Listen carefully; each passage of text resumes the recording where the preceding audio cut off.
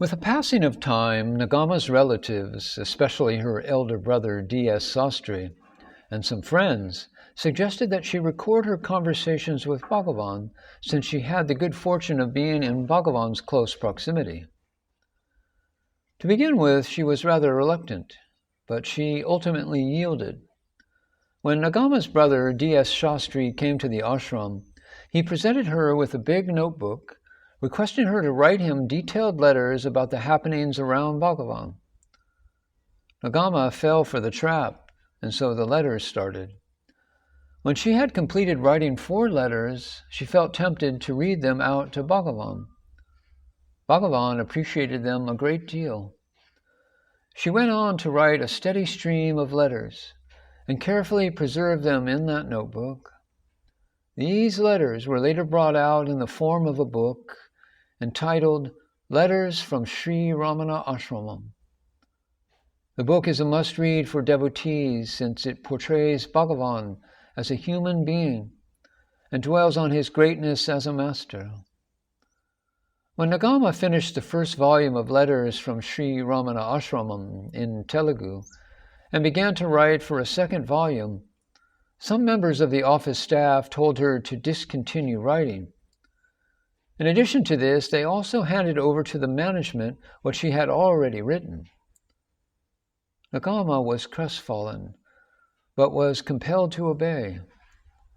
Before handing over the manuscripts, she placed them before Bhagavan. Eyes welling with tears, she told Bhagavan to do whatever he pleased with them. Bhagavan called out to Rajagopal Iyer and asked him to hand it over to the office. Devotees like Marunganar, Kunju Swami, and Vishwanatha Swami were distressed that Nagamma would not be continuing her work. They exhorted her to continue, but she refused to comply. One day, Kunju Swami explained to Nagamma the reason behind what appeared to be the management's harsh stance. He said, "You must understand, Nagamma, that there are sufficient reasons for the ashram authorities to ask you to stop writing.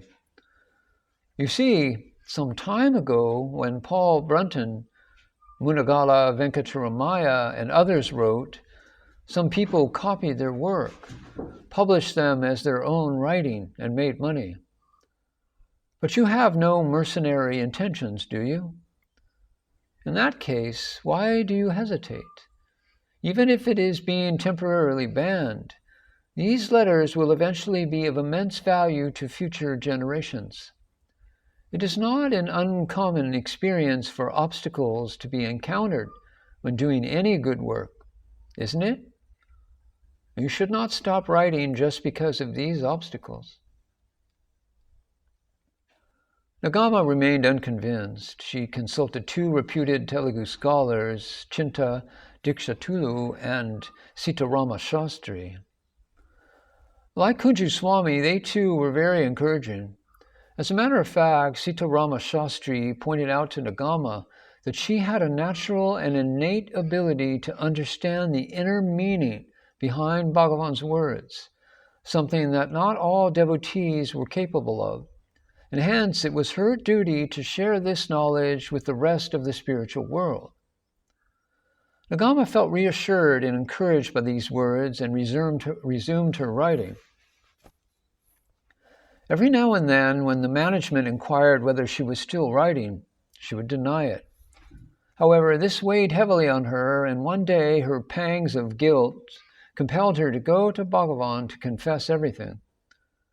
As Nagamma entered the hall, she found Bhagavan in the midst of some devotees. He was narrating a childhood episode to them that had occurred in Madurai. He was referring to the incident when he lied to his aunt as he was leaving home. At this point, Bhagavan spotted Nagamma and, focusing his attention on her, said, "It is not that we speak the lie. Some force makes us to do so. Even Adi Shankara was able to take sannyas only after lying to his mother." Nagamma's reluctance to continue her work vanished, and the outcome is the subsequent volumes of letters from Sri Ramanasramam in Telugu. And these volumes in Telugu were translated into English by her elder brother, D.S. Sastri, and brought out as a single volume. During the last years of Bhagavan, Nagamma had the custom to offer to Bhagavan a new loincloth the evening before Ugadi, the Telugu New Year's Day. In March 1950, which was to be the last Ugadi for Bhagavan, when Nagamma went to offer the customary loincloth, she was unsure whether Bhagavan would accept her offering, since his body was already very weak and suffering tremendously. Bhagavan accepted the offering and requested his attendant to keep it aside so that he could wear it in the following morning. The next morning, when Nagamma went to see Bhagavan, he asked her whether it was Ugadi, and also if it was Vikriti, the name of the year. This happened to be the last conversation that Nagamma had with Bhagavan.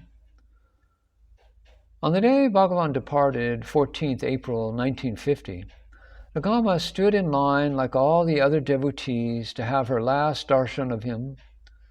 When her turn finally came, she found that he had his eyes closed. She wept uncontrollably, for she wanted him to bless her. Bhagavan opened his eyes, which seemed to be pleading, "Please allow me to go. This body is suffering." Weeping inconsolably and with a heavy heart, Nagamma consented. Bhagavan smiled at her benevolently. After Bhagavan attained samadhi, Nagamma returned to her village. I was fortunate enough to bring her back to the ashram in 1980 so that she could stay on and write her reminiscences. It was originally written in Telugu by her and later on translated by her brother into English under the title, My Life at Ramanasramam. When Nagamma fell ill, her relatives took her back and then moved her to a hospital in Bangalore.